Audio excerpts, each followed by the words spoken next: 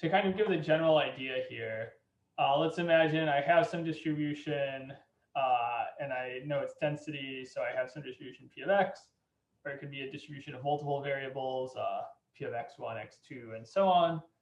And I want some way of querying the distribution, right? Just sort of having a density that I can access.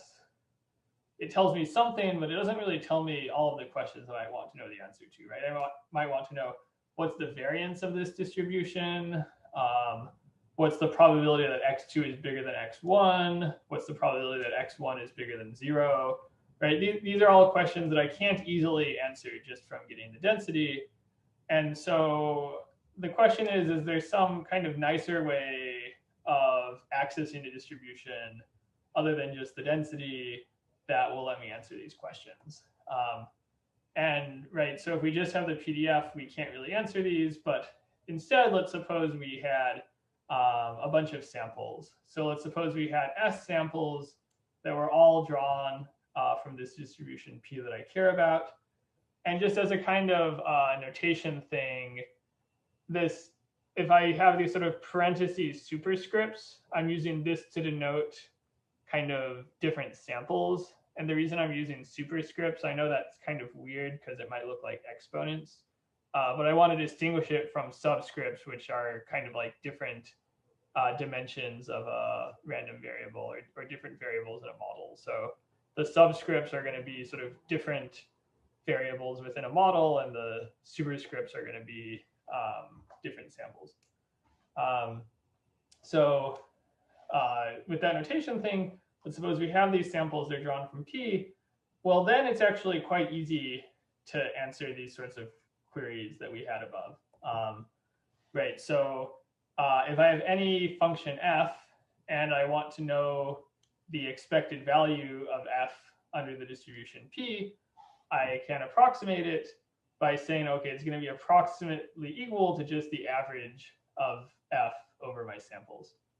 And so we can use this to answer these questions. So for instance, if I wanted to know the probability that x2 is bigger than x1, what function f could I choose that would let me figure this out?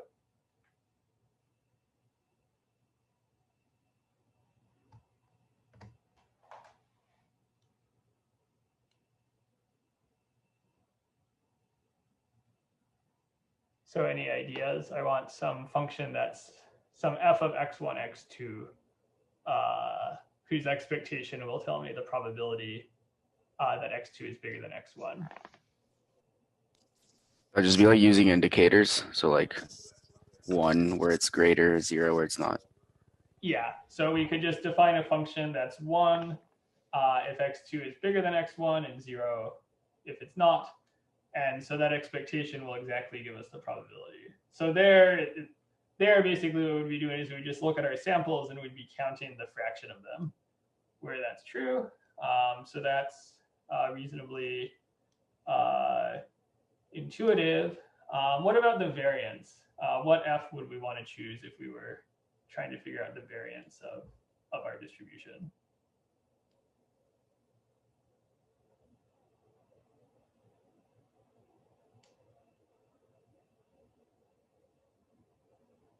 This one's actually slightly trickier.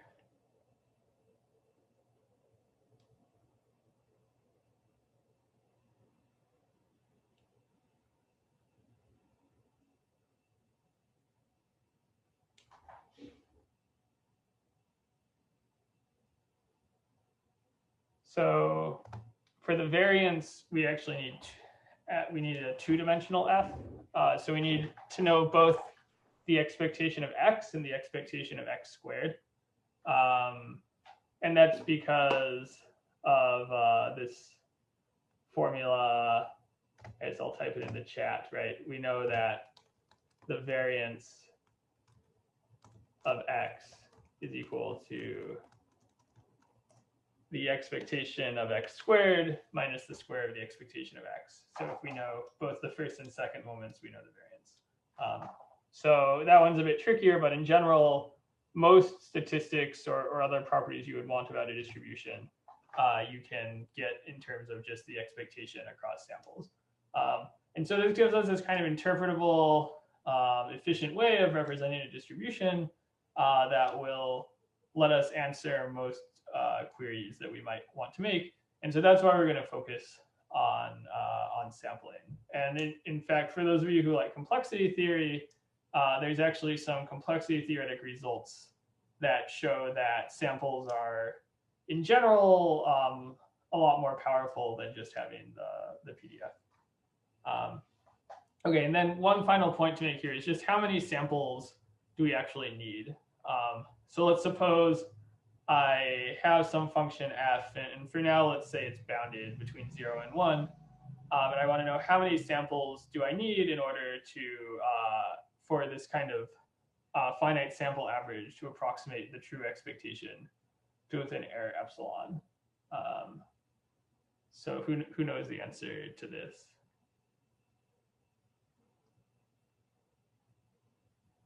I think you probably saw something similar to this in either 134 or 140.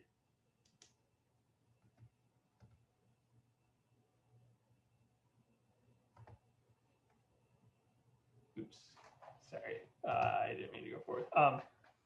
Yeah, it kind of relates to CLT, but CLT is a little more powerful than you need.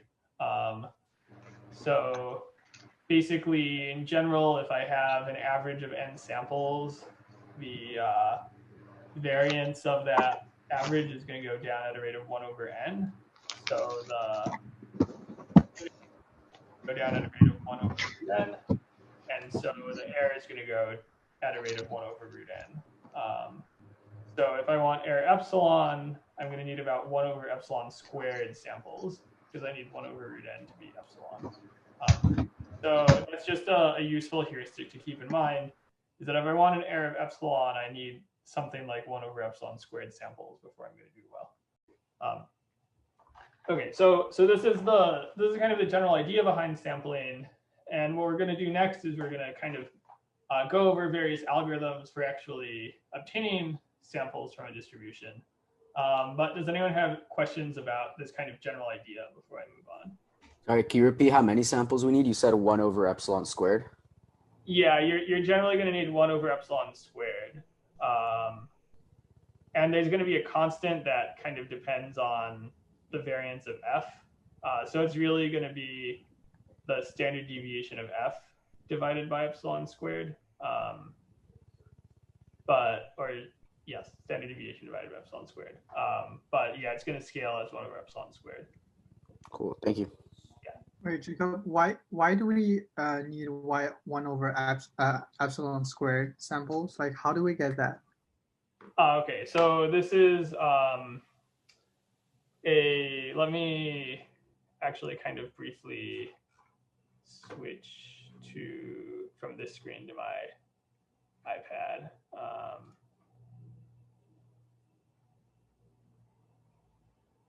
So let me write, let's write down.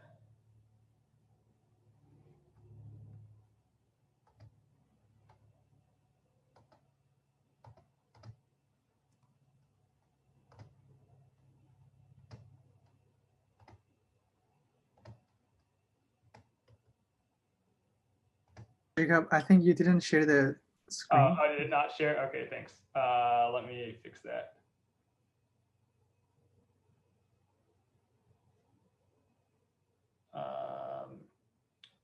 Okay, is it sharing now? Yeah. Okay, great. Right. So let's suppose that I have some function f of x, and I am taking the sample average f of x1 plus f of xn, or sorry, let's use consistent notation, f of xs over s. And our goal, we want to know how much that differs from the true expectation of s, or of f. So one way I can do this is I can rewrite this as the average f of x. Sorry, let's really use the right notation. F of xi minus the expectation. So then each of these is going to be a zero mean random variable. And they're also independent, and I'm taking the average. So there's kind of a general trick for trying to understand how this behaves, which is I'm going to, I kind of believe this is going to go to 0, but I want to see how fast it's going to go to 0. So I'm going to take the expectation squared of this random variable. And that might seem kind of complicated because there's like going to be all these cross terms, but actually it turns out all the cross terms go away because of the independence and the zero mean. So you can kind of simplify this. This is all, sorry, this is like probably more of an answer than you were looking for, but I'll just go through it kind of quickly. So you kind of get like this expression where you get a sum of the squared errors of each of the individual things. And this is going to come out to 1 over s squared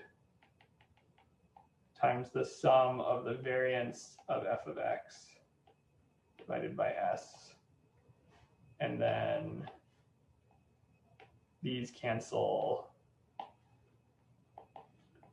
and you get the variance of f of x over s. So don't worry for those of you who didn't quite follow those kind of fast derivations, but the basic point is that the squared error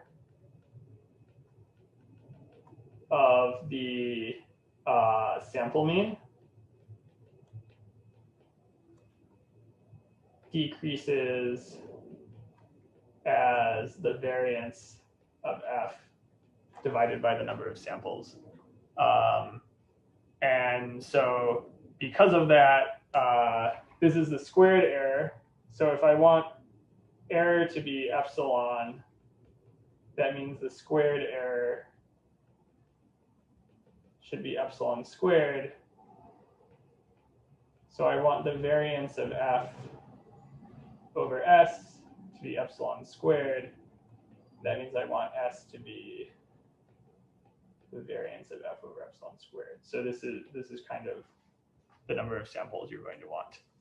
So again, don't worry too much if that didn't completely make sense. The main takeaway is this sort of 1 over epsilon squared point. Does that answer your question, Yunhan? Yeah, just a quick question. Like the 1 over s squared times like the sum of variance over s. Why does those two s like cancel out? They're all in the denominator, right? Oh, sorry.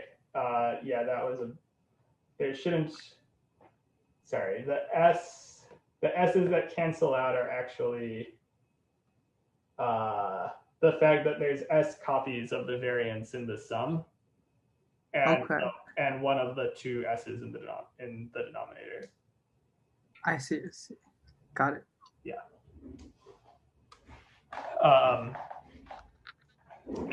Cool. Other questions about this sampling idea?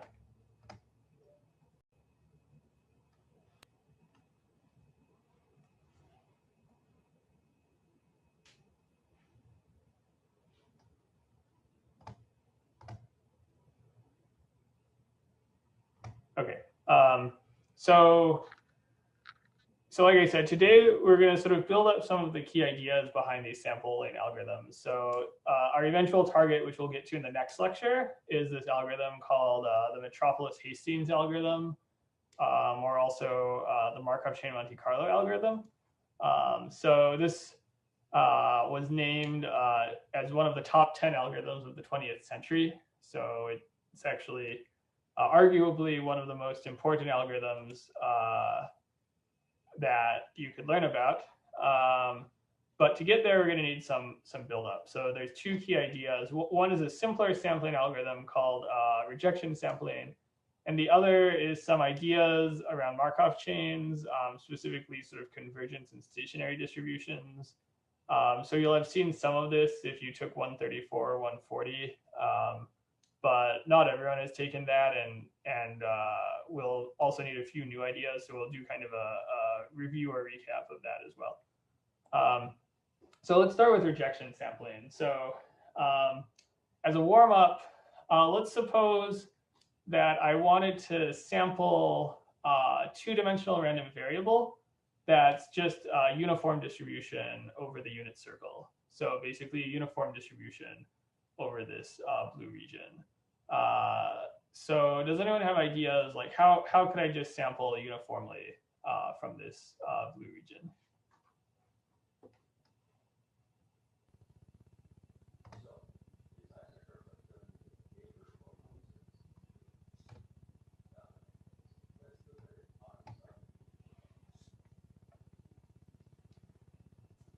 So, okay, people said two uniform variables, X and Y. Okay, so let's say I have the two uniform variables. What do I do after that?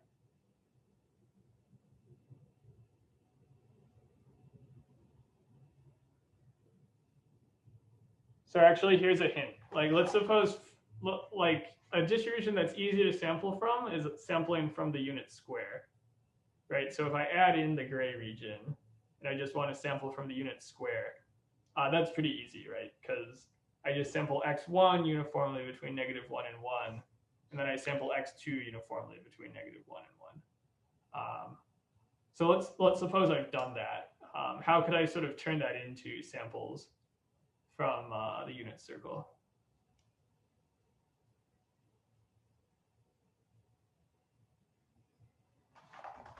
Okay, let's see. I see some other proposals. Yeah, so someone's mentioning polar coordinates, Rayleigh distributions. So these would all work, but there's a much simpler idea, which is once I've sampled from the unit square, I can just check if I'm in the circle. And if I'm in the circle, then I'll keep my sample. And if I'm not in the circle, then I'll try again. So you can think of this as like I'm throwing darts at this unit square, and I'm hoping that I hit the circle. And if I don't, then I just need to try again. And so I'm sort of rejecting everything that is outside the circle. So let me show you actually some code that does that.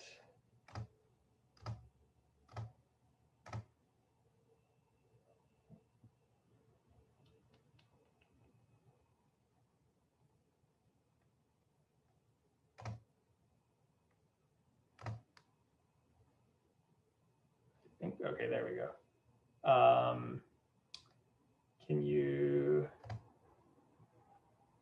Can you see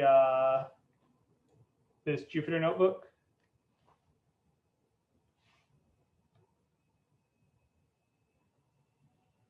Can people see the Jupyter notebook that I have shared right now? Yeah, we can see it. Okay, great, cool.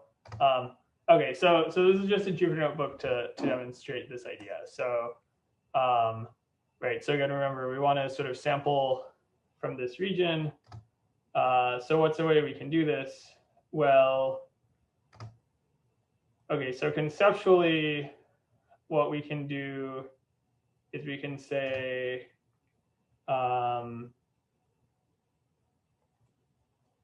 we're going to,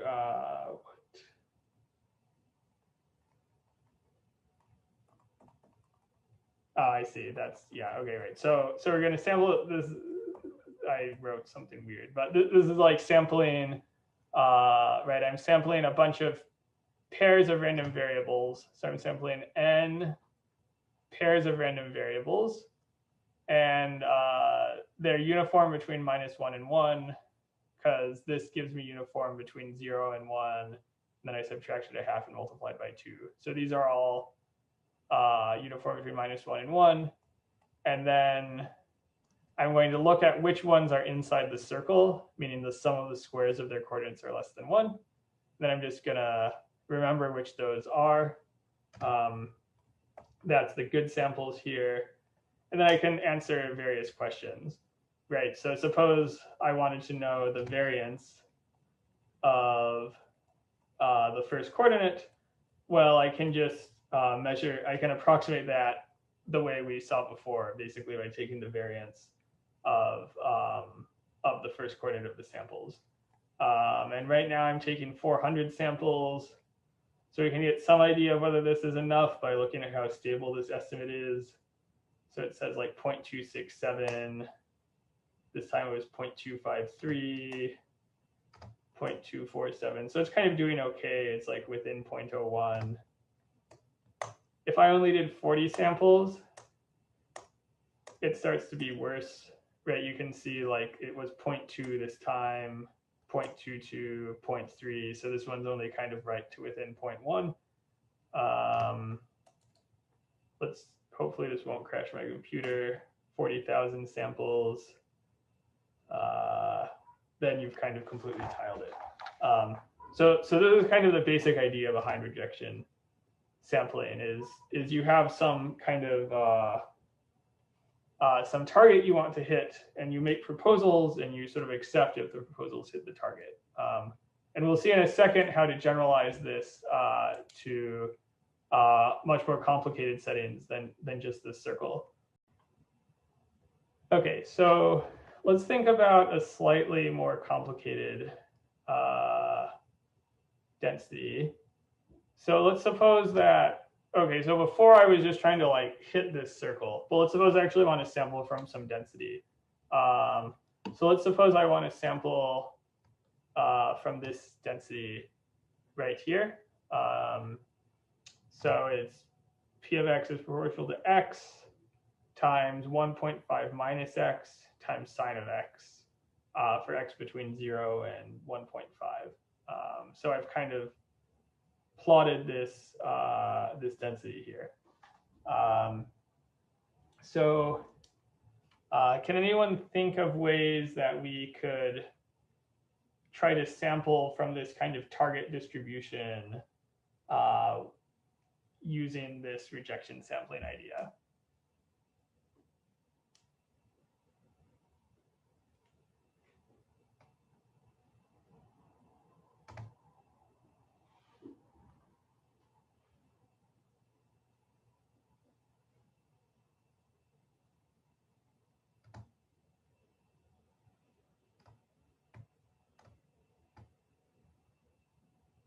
Or really just like any way of sampling from this is fine. But like how, this is like a complicated enough distribution that we're not going to be able to just compute an integral in closed form or something like that. So we want some way of getting samples from it.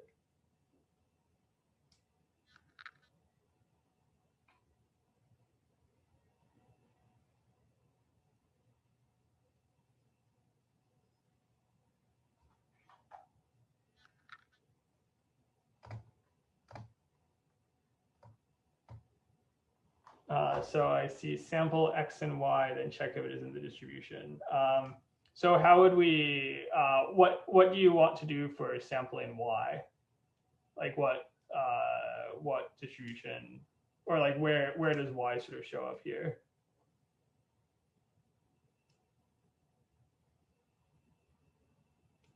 Okay. So let's see, I see a few ideas. So you want to sample between 0 and 1. Yeah, we'll post a link to the notebook on. Actually, the notebook's already on Piazza. It's under the post on the lecture aid slides. So if anyone wants to play around with this, it's actually online already. Okay, let's see. So yeah, so one thing you could do is you could try to approximate with rectangles, kind of using Riemann sums. That's going to get kind of expensive because you're going to need a lot of rectangles. I think if I understood Eli's proposal, I think it's what I have next. So this is kind of a clever idea called lifting, or there's different names for it, but lifting is what I usually refer to it as. So remember, before we had this rejection sampling idea where if there's some like geometric region we want to get, and we have some larger region, then we can sample uniformly from the larger region and then see if we're in the smaller region. The problem is here we don't have this geometric region, we have this density, but you can always kind of turn that into a region by just thinking of the y coordinate as an extra dimension. So what we're going to do is we're going to draw this kind of box around our curve where x goes from 0 to 1.5 and y goes, I guess I'm making it the uniform distribution. So I made it go from 0 to 2/3 so that everything kind of integrates to 1. And so I can sample uniformly from this rectangle, which is equivalent to sampling a uniform variable from 0 to 1.5 and 0 to 2/3. And then I can just check if I'm kind of within this region, right? So I can check if the blue line, I can check if like the y-x coordinate is like small enough.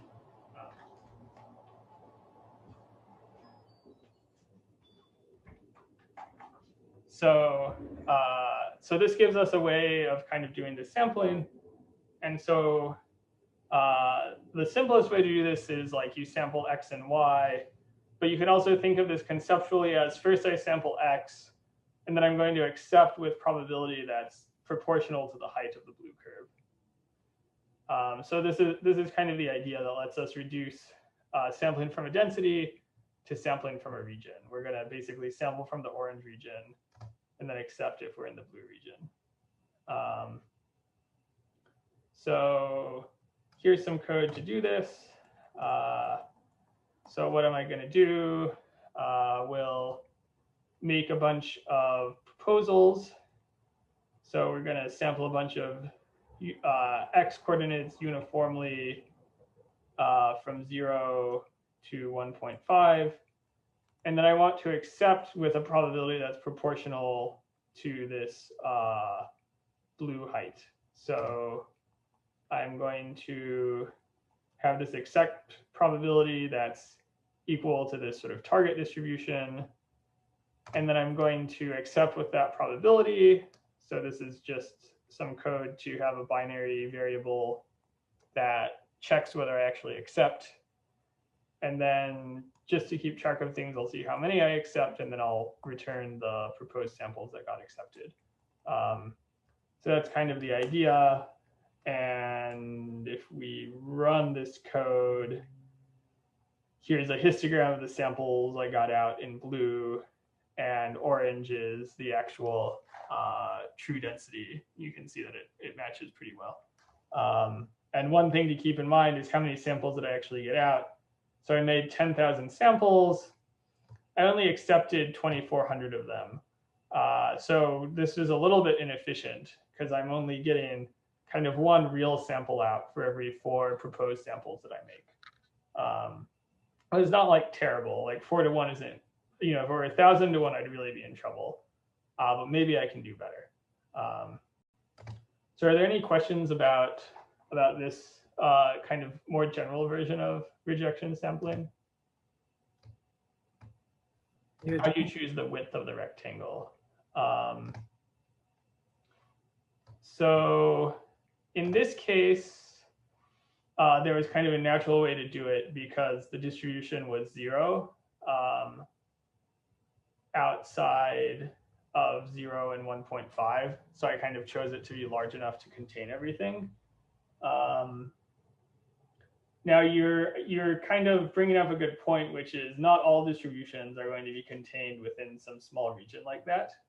So we'll see next how to actually generalize rejection sampling to handle distributions that kind of aren't supported in some small region, but might actually be kind of like infinitely wide. So we'll get to that in a second. What was that sort of what you were asking about, Yunhan? Oh, Jacob, I was actually asking about how do you kind of choose the height? So like. The height. Okay, yeah. Good. So that was another point I wanted to make, which is this is actually kind of inefficient, right? I could have picked a height that was smaller, like 0.5 instead of 0.66, and I would have still been fine because things would have still kind of been contained in the distribution. So one way to think about that is I could just make my target distribution like a little bit taller. Let's experiment with this. Okay, yeah, I could just make the target distribution is just an unnormalized density. So I could just make the target distribution kind of bigger as long as it's still below the orange line. And then if I do that, I guess that would be equivalent to multiplying all of my acceptance probabilities here by 1.5.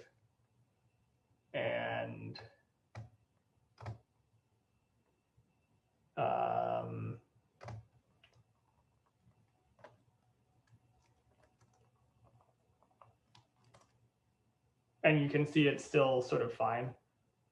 So I guess the answer to your question is you kind of want to make the height, I guess I would think of the height for the orange one as being chosen so that it's actually a probability density, so that it actually like integrates to 1. But then the thing you can play around with is the height of the blue function. And you kind of want to make it as like tall as you can without going outside of the orange box, because that will improve your acceptance rate. Does it answer your question? Yeah, so we are changing the blue curve instead of the kind of the bound that we are sampling from. Yeah, I mean they're like equivalent. Like making the orange thing half as tall is basically equivalent to making the blue thing twice as tall. Okay.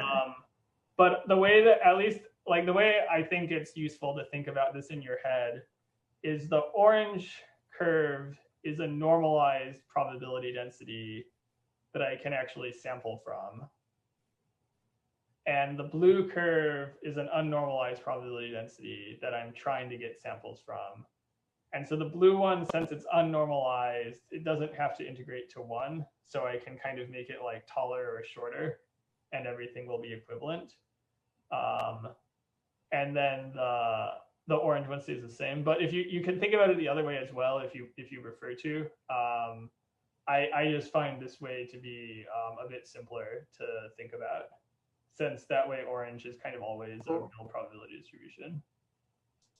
Awesome, thank you. Yeah. So how can we actually tell if it's not in the unnormalized one or if it is in the unnormalized one, like after we sample from the orange one? Yeah, so that's a great question. So you usually need to kind of have some a priori guarantee that you're never going to exceed the curve.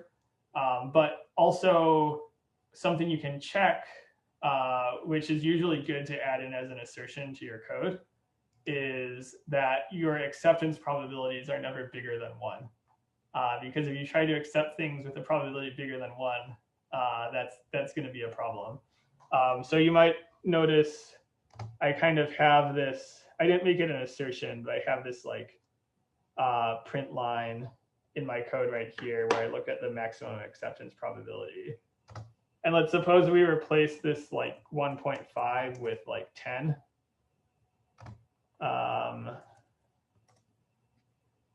So then what's going to happen? Now I ended up with a maximum acceptance probability of 4.2. So I was trying to accept some of the samples with probability 4.2, which is, of course, no good. And you can see that my sampler just like totally doesn't work anymore. Well, this part was, that part is just that part. Okay, now you can see it like totally doesn't work anymore, right? Like I just kind of don't get any of this stuff in this like upper region of the curve because my acceptance probability kind of got capped at 1. So I think it's always good to check that your acceptance probabilities are between 0 and 1. But technically, you kind of want to know that a priori, because even if you didn't happen to sample a point that was supposed to have a much higher acceptance probability, that still is kind of skewing your samples.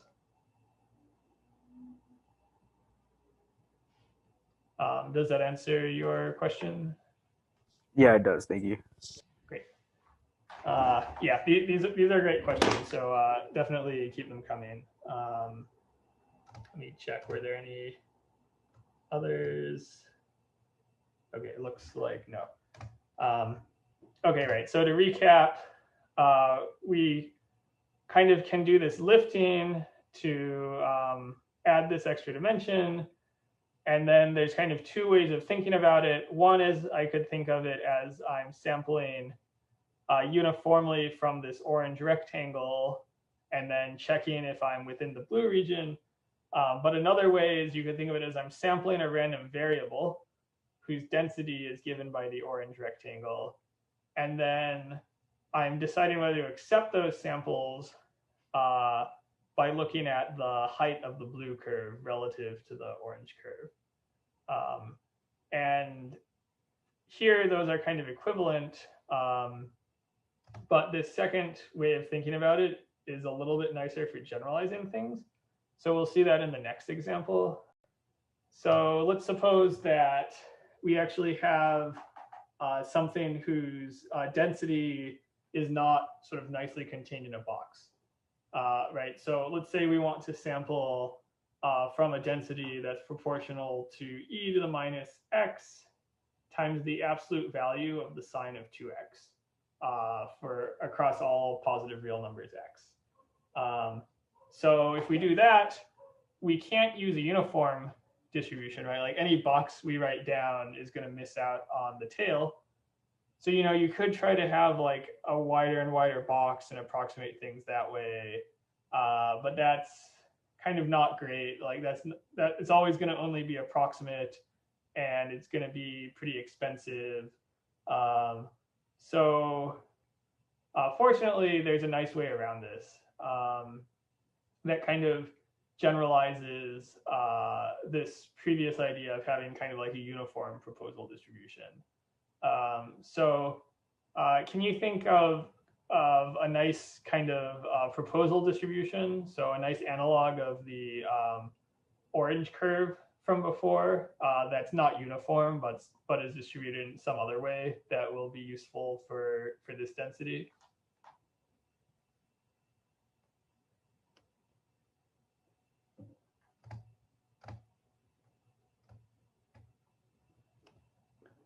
So normal could work. Yeah, I think exponential is going to be nicer. So normal is actually going to run into some trouble because a normal distribution decays more quickly than the exponential tails here. So you won't really be able to fit things under a normal distribution. But as Eli and Alexandra said, you could sample from an exponential distribution. And so that's exactly what we're going to do. So basically, instead of having this box, you could think of the orange curve as this kind of exponential distribution. And so then what are we going to do? We'll have our proposals be this exponential random variable. And then we'll accept with probability equal to the absolute value of the sine of 2x, right? So basically, this first part we're going to handle with the proposal distribution, and the second part we're going to handle with the kind of accept reject step of deciding whether to keep our samples. And then the rest is the same as before. And if you kind of put this all together, you get kind of nice samples from this very funky distribution of e to the minus x times sine of 2x. So this kind of, what is this showing? Well, first of all, like this is now getting to be a pretty wacky distribution, but we can handle it just fine, even though it even has support across the entire real line. And it kind of shows there's a lot of flexibility in how you set this up, right? You just need to pick some proposal distribution that kind of over approximates your target density, and then you just check whether you're kind of within the density you're hoping for and accept in those cases. Okay, so this is kind of the most general form of rejection sampling, where you have kind of an arbitrary proposal distribution. I guess you could be even more general by having multiple variables, but it's still going to be pretty much the same. And I'll write down pseudocode for the general algorithm in a second. But are there questions about any of these ideas so far?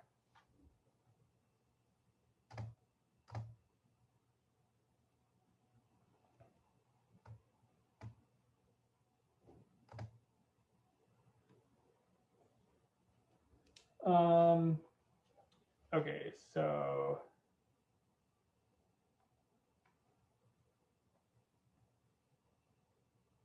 let's see. Daniel has a question. We can't encompass the entire number line easily.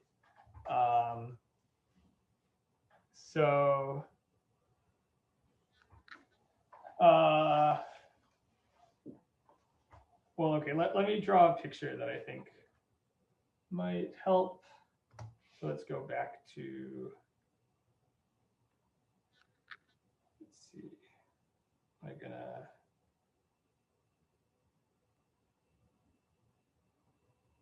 so can you see this now?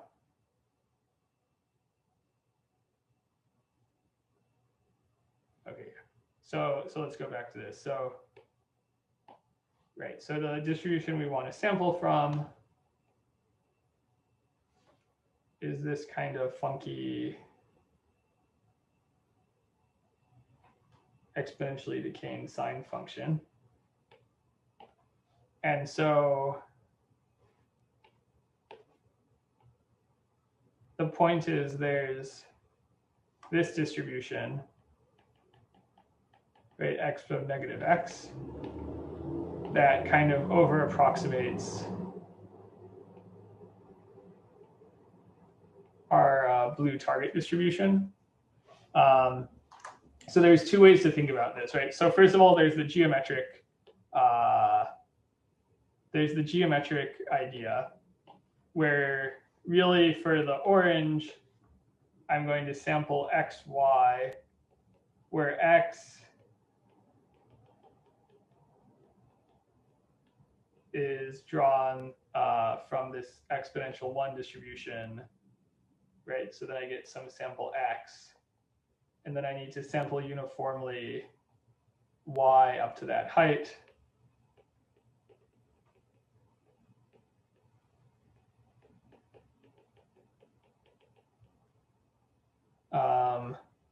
And then I accept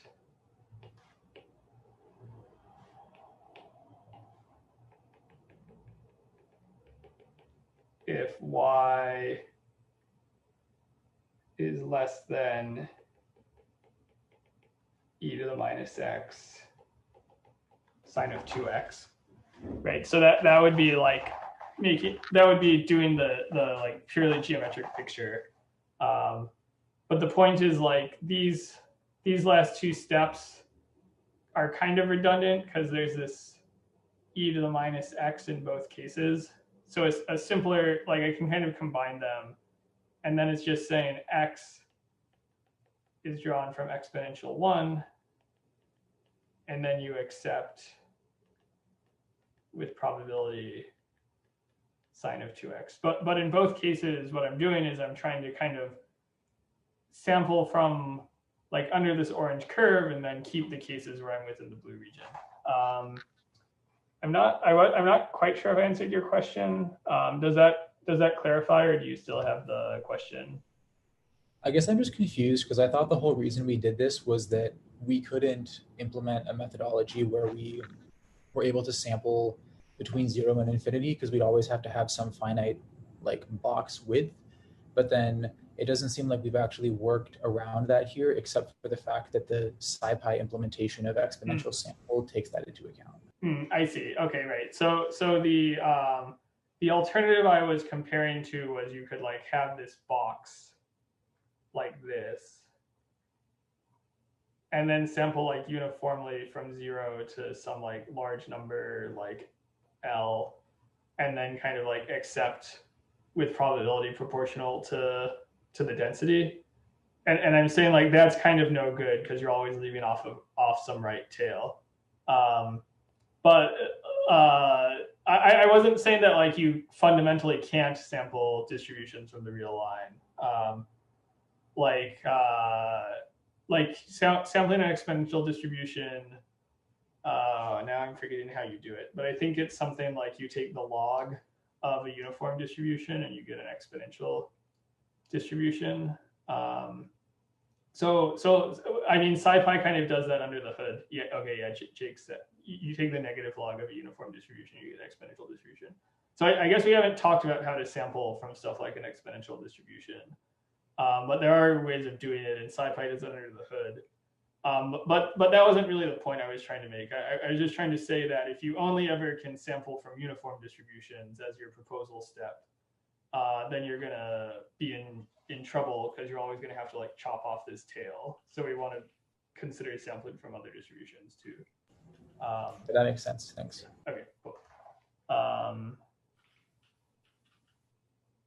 Yeah, and there's some other questions, right? So if instead of e to the minus x, like suppose instead I had picked e to the minus x squared, then I'm going to run into trouble because that's going to kind of like decay too quickly and eventually kind of like go below the blue region.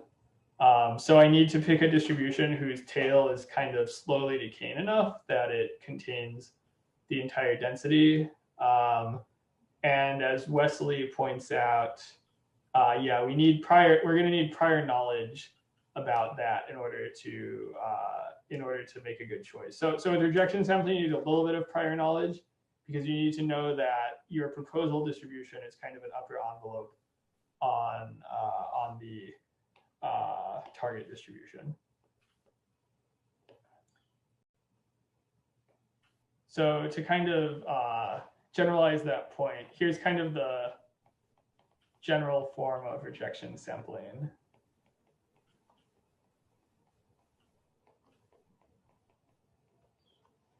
So we have some proposal distribution Q, and we have some target distribution P. And Q, let's say it should be a normalized distribution, and you need to be able to sample from it. But P can be unnormalized, and you don't need to be able to sample from it. And so what I'm going to do is I'm going to generate some proposal X drawn from Q. And then I'm going to accept with probability P of X over Q of X, and otherwise reject. And so for this, we also need the guarantee that P of X is less than or equal to Q of X. always.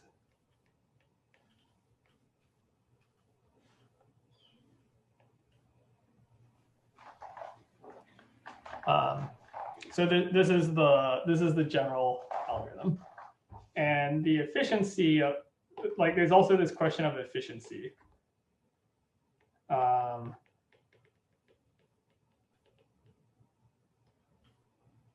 Right, and so the efficiency is basically going to be related to the acceptance probability.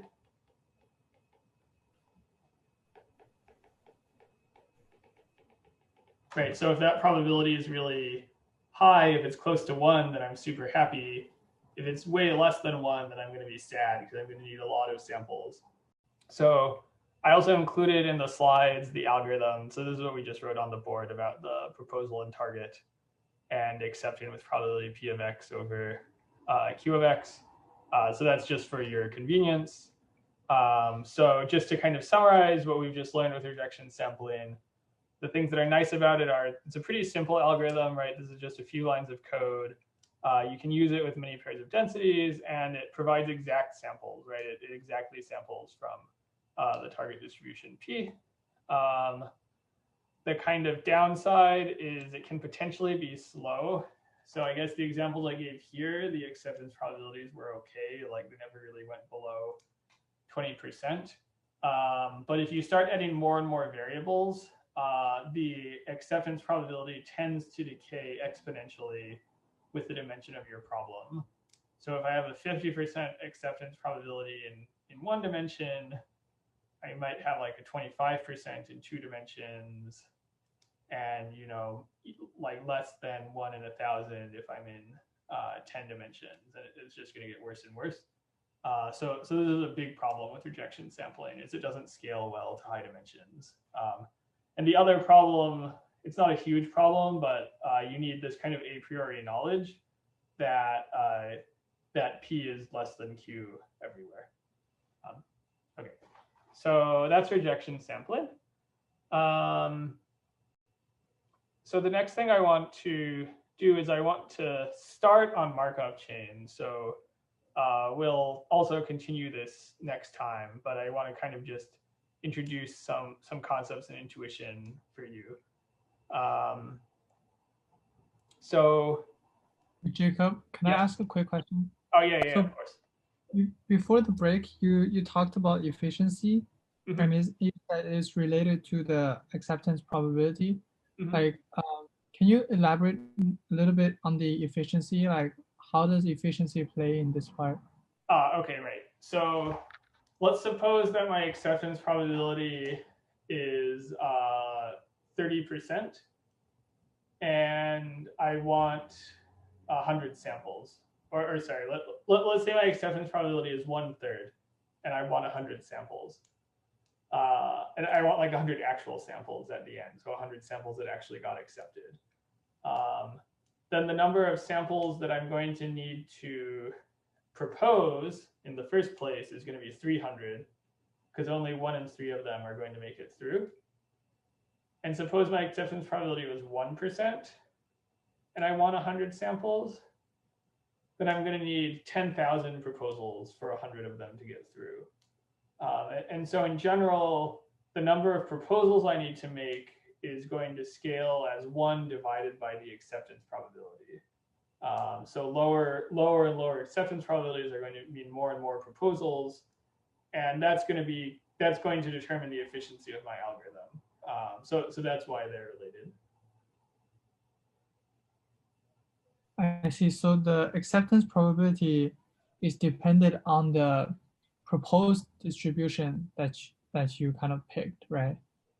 Right. If I pick like a really good proposal distribution that's like a very close approximation to the target distribution, then my acceptance probability will be close to 1. And so I'll end up with a very efficient algorithm.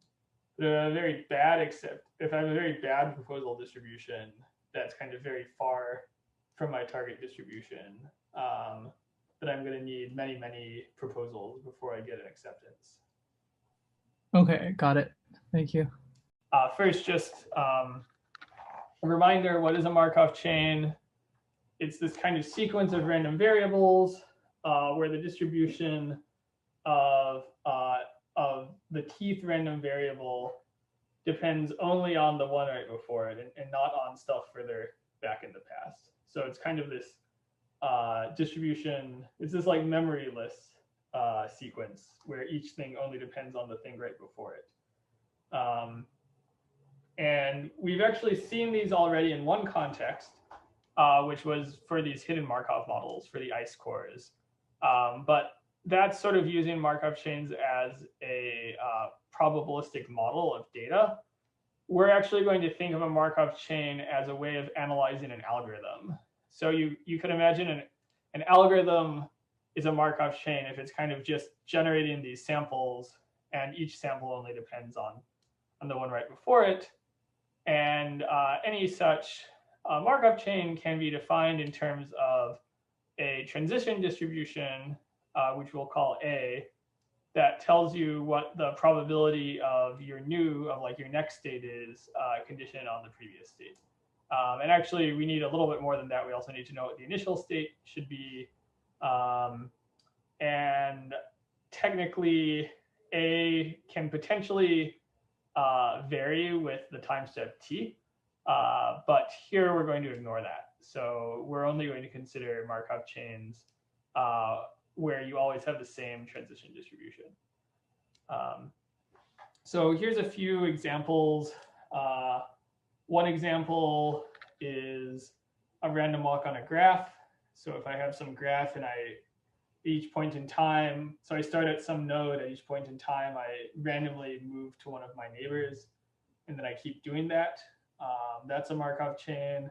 That's actually used by Google for ranking web pages. You kind of pick a random web page and you start traversing links at random and you see where you end up. And your likelihood of ending up at different web pages is a good proxy for sort of how highly ranked they should be. So that's actually a very important application of random walks. Shuffling a deck of cards.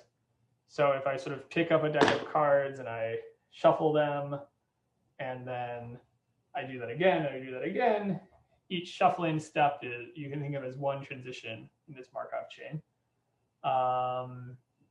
You can also have continuous Markov chains. So this is sort of a random walk, but it's a random walk on the real line. So I start at 0, and then at each point in time, I shrink towards the origin by a factor of 0.9. So that's what this 0.9 xt minus 1 is. And then I add 1 unit of variance. So basically, I'm drawing things from a normal distribution whose mean is 0.9, the previous point, and whose variance is 1. So I'm going to kind of like bounce around because the variance is going to make me bounce around. But I'm not going to bounce too far because eventually this kind of like 0.9 factor is going to pull me back in towards the origin. So that's another example of a Markov chain. Any questions on either what Markov chains are or kind of what these examples are doing?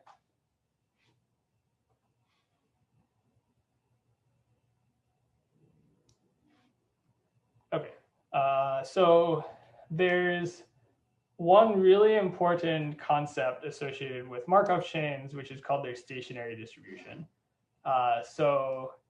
We could spend like an entire unit on this if this was a probability class, but I just want you to kind of have the conceptual takeaways in mind here. So there's this idea of a stationary distribution, which is kind of, you can think of it as the steady state of a Markov chain.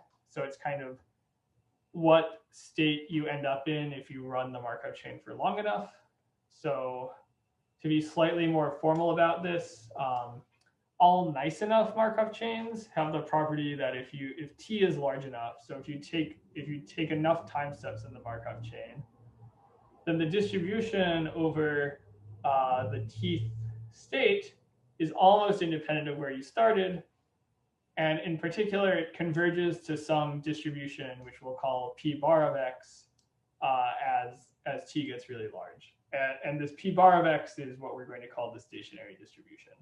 Um, so, for example, if I'm sort of shuffling cards, well, at least hopefully that's going to end up with the uniform distribution over all possible orderings. But if I wasn't very good at shuffling, or if I was a magician that was sort of purposely kind of trying to cheat, I could end up with a non-uniform distribution over different orderings that would maybe be helpful if I was trying to place bets and win money. And then random walks on graphs probably won't end up as a uniform distribution over the nodes. You'll kind of tend to visit more central nodes more often. And we'll see some examples of that probably in the next class. But in general, there's this idea of the stationary distribution. And there's also, what do I mean by nice enough? So there's a technical term for this, which is we say that if the Markov chain is ergodic, then you end up with the stationary distribution. So don't worry too much about what ergodic means. The main count, I can tell you like what the main counter examples are that you should worry about. So let me show you on the board what can happen if you're not ergodic.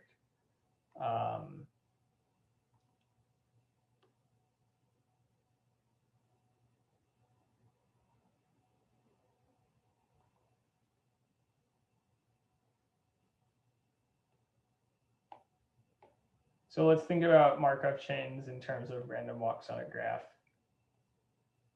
So let's imagine that I have a graph with 3 nodes, and each node only has one outgoing edge. And it's kind of in a cycle like this. Let's suppose this is x1. So this is not ergodic. And intuitively, the reason why is because you're kind of like forced into this cyclical behavior. So basically, I know x2 is going to be here, and I know x3 is going to be here. And so if you ask me, like, what is x 10,000, I can tell you that x 10,000 is definitely going to be here, because I just kind of divide this by 3 and see what the remainder is. And I know I'm kind of always going to be in this cycle. And you can kind of fail to be ergodic in like slightly more nuanced ways. Like I could have 2 nodes here that are like both kind of candidate x2s. And then I'm not deterministic anymore. Like there's actual randomness, but there's somehow still always this cycle where I'm going to end up back at x1. But you can see that ergodicity is like a really fragile property. Like if I just add any extra edge here, like say from x2 back to x1, then suddenly I'm going to be ergodic. So non-ergodicity is a really fragile property. Like I kind of am generally only going to fail to be ergodic if I have this weird cycle behavior, or potentially if I have sort of like traps. So another way I could fail to be ergodic is something like this, where here's x1, x2, x3, and I'm going to like fall into either x2 or x3 right away, and then I'm going to be stuck either in x2 forever or x3 forever. So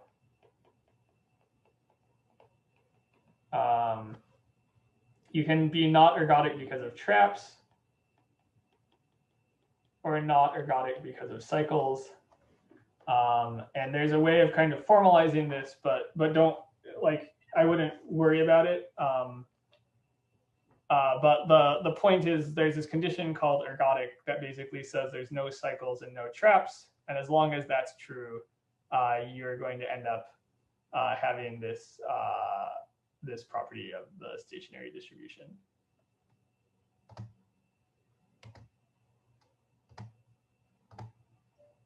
Okay, so that's that's kind of the first key point, is that Markov chains tend to have a stationary distribution. And there's another alternative view on the stationary distribution, which is if we just sort of count how many times xt visits each state as t goes to infinity, then that's going to converge to this stationary distribution as well. So this is kind of the first key idea about Markov chains. We're going to now talk about an idea called mixing time for Markov chains. And the mixing time of a Markov chain is a way of quantifying how long does it take to get to steady state for that chain. So let's start with a simple example, and we'll use a few different examples to kind of illustrate this idea and get a sense for what properties make it longer, what properties make it shorter, and so on. So let's start with this simple 3-state Markov chain. We can see that all the states are reachable. There's no kind of like sinks or traps where we get stuck. There's no like weird cyclical behavior. So this has a steady state distribution. And we can see that it says all the transition probabilities are uniform. And so intuitively, everything is completely symmetrical between all three of them. So the steady state distribution should be equally likely to be in any one of the three different states. Now, if we start in a particular state, after just a few transitions, we're pretty likely to end up in any one of the three different states, right? Because all the transition probabilities are uniform, after just a few iterations of the Markov chain, it's pretty hard to say where we'll go, right? If we start in state 1, after just a few iterations, I don't know, we could end up at 2, we could end up at 3, we could end up back at 1. All of those seem roughly equally likely. So in this case, the mixing time is relatively short. So in this case, we have mixing time is short. So we have relatively few states. There's lots of different ways to transition between the different states. And so the mixing time is relatively short. Let's look at a slightly different example, also with a relatively small number of states. So let's think about this Markov chain here. We have 5 states and they have the transition probabilities drawn. Let's say all of the relatively thick arrows indicate high probability of transition, but we have a very low probability of transitioning between the 2 states in the bottom left, between one of these, into the center state, right?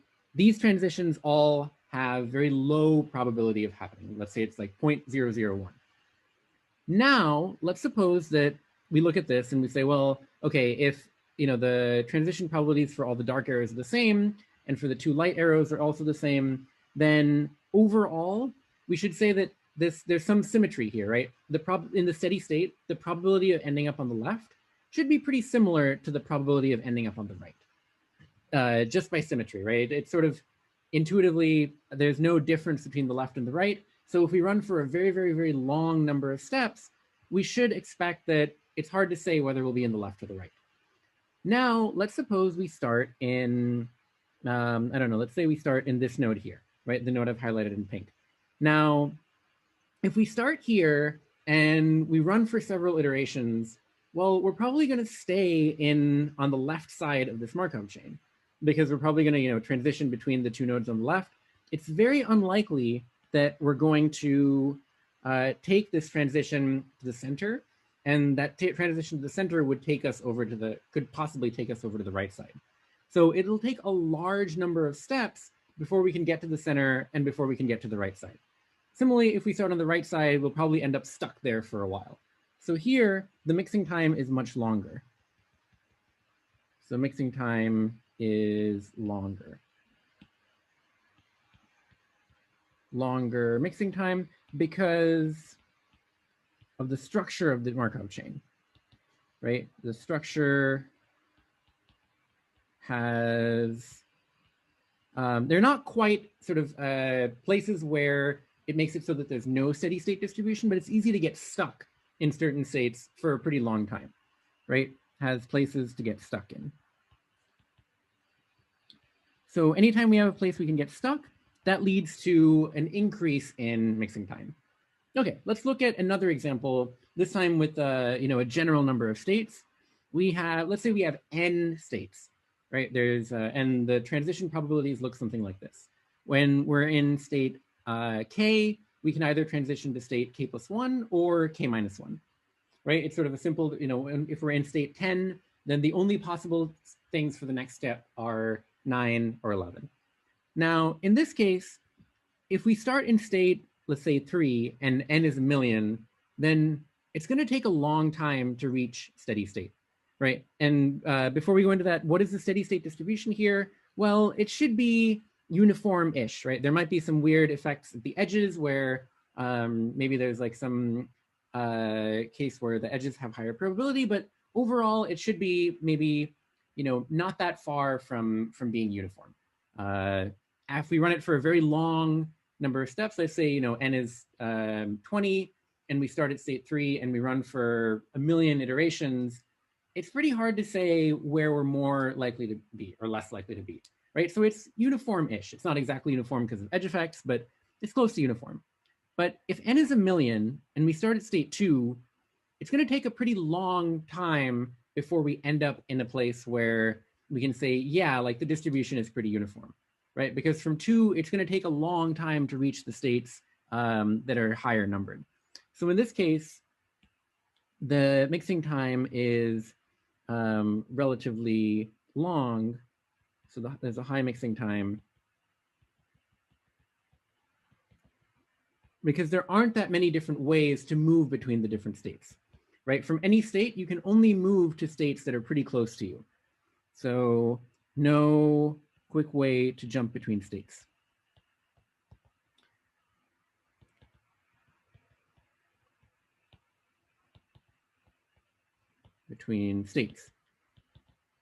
So, and obviously the mixing time here increases as a function of n. Let's do one more example. So let's suppose we're doing a random walk on a complete graph that has n nodes. And remember in the world of graphs, the word complete just means every node is connected to every other node. And the phrase random walk just means we start at a particular node, and each time, like we move along a possible edge from that node. So you can sort of think of this as like there are n nodes in the graph, which kind of correspond to n different states of the Markov chain. And the transition from any particular node, well, if I just draw one of them, right, this is like, let's call this k, there's a ton of different transitions, right? Let's say n, right? Like there are all these different ways, different places you can go. And there's one for every other node. And of course, there's inbound connections from every other node as well. So in this case, it's really easy to get from any node to any other node. And if we think about the mixing time here, let's say we start at node. And so again, in this case, the steady state distribution is uniform, right? All the nodes are symmetric because they're all connected. But how long does it take for us to get there? Well, if we start at a particular node, even after just one step, we're in a completely random node, right? Because all the nodes are connected. So from that one node, we can get to any other node. And so in this case, the mixing time is very low.